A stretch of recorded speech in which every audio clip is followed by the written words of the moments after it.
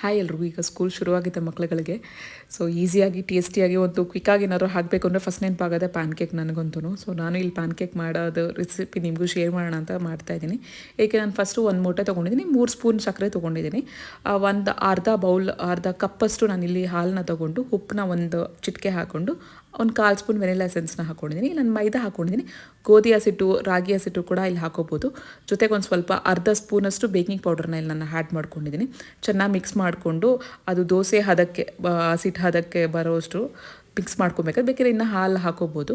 ಅದನ್ನು ಪ್ಯಾನ್ಗೆ ತುಪ್ಪ, ಬೆಣ್ಣೆ, ಆಯಿಲ್ ಯಾವುದಾದ್ರೂ ಹಾಕ್ಕೊಂಡು ಚಿಕ್ಕದಾಗಿ ಹಾಕ್ಕೊಂಡ್ರೆ ಮಕ್ಳಿಗೆ ತಿನ್ನೋಕ್ಕೆ ಚೆನ್ನಾಗಿರುತ್ತೆ, ಚಿಕ್ಕ ಮಕ್ಳಿಗೆ. ಸೊ ಇದನ್ನು ನಾನು ಒಂದು ಬಾಳೆಹಣ್ಣು ಮತ್ತು ಬ್ಲೂಬೆರಿ ಕ್ರಶ್ನ ನಾನು ಇಲ್ಲಿ ಹಾಕ್ಕೊಂಡಿದ್ದೀನಿ. ಚಾಕ್ಲೇಟ್ ಸಿರಪ್ನೂ ಹಾಕೋಬೋದು. ಯಾವ ಫ್ಲೇವರ್ ಫ್ರೂಟ್ಸ್ ಕ್ರಶ್ನಾದರೂ ಇಲ್ಲಿ ಹಾಕೋಬೋದು. ತಿನ್ನೋಕ್ಕೆ ಟೇಸ್ಟಿಯಾಗಿರುತ್ತೆ, ಮಕ್ಳಿಗೂ ಕೂಡ ಇಷ್ಟ ಆಗುತ್ತೆ. ಇದು ನಮಗೂ ಈಸಿ ಆಗುತ್ತೆ ಮಾಡೋದಕ್ಕೆ. ಮತ್ತು ನನಗೆ ಬ್ರೇಕ್ಫಾಸ್ಟ್ಗೆ ಅಂತ ಚಿಯಾ ಸೀಡ್ಸ್ ಓಟ್ಸೆಲ್ಲ ಹಿಂದಿನ ದಿನ ರಾತ್ರಿ ನೆನೆಸಿಟ್ಕೊಂಡಿದ್ದೆ. ಅದಕ್ಕೆ ಟಾಪಿಂಗಿಗೆ ಫ್ರೂಟ್ಸ್, ಸೀಡ್ಸ್, ನಟ್ಸ್ನ ಎಲ್ಲ ಆ್ಯಡ್ ಮಾಡ್ಕೊಂಡಿದ್ದೀನಿ. ಮತ್ತು ಒಂದು ಡಿಟಾಕ್ಸ್ ಡ್ರಿಂಕ್ನ ಕೂಡ ರೆಡಿ ಮಾಡ್ಕೊಳ್ತಾ ಇದ್ದೀನಿ. ಇದಕ್ಕೆ ನಾನು ನೆಲ್ಲಿಕಾಯಿ, ಪುದೀನ, ಶುಂಠಿ, ಅರಿಶಿನ ಮತ್ತು ಒಂದು 5-6 ಕಾಳು ಮೆಣಸಿನಲ್ಲಿ ತೊಗೊಂಡಿದ್ದೀನಿ. ಇದಕ್ಕೆ ನಾನು 1 ಗ್ಲಾಸ್ ಇಲ್ಲಿ ನಾನು ನೀರು ಹಾಕ್ಕೊಂಡಿದ್ದೀನಿ. ಇದನ್ನು ರುಬ್ಬಿದ ಮೇಲೆ ಅದಕ್ಕೆ ಜೇನುತುಪ್ಪ, ನಿಂಬೆ ರಸನ ಸೇರಿಸ್ಕೊಬೋದು ಅವಶ್ಯಕತೆ ಇದ್ದರೆ. ಸೋರ್ಸ್ಕೊಳ್ಳೋ ಅವಶ್ಯಕತೆ ಇಲ್ಲ, ಅಭ್ಯಾಸ ಇಲ್ಲದೆ ಇರೋರು ಸೋರ್ಸ್ಕೊಳ್ಬಹುದು.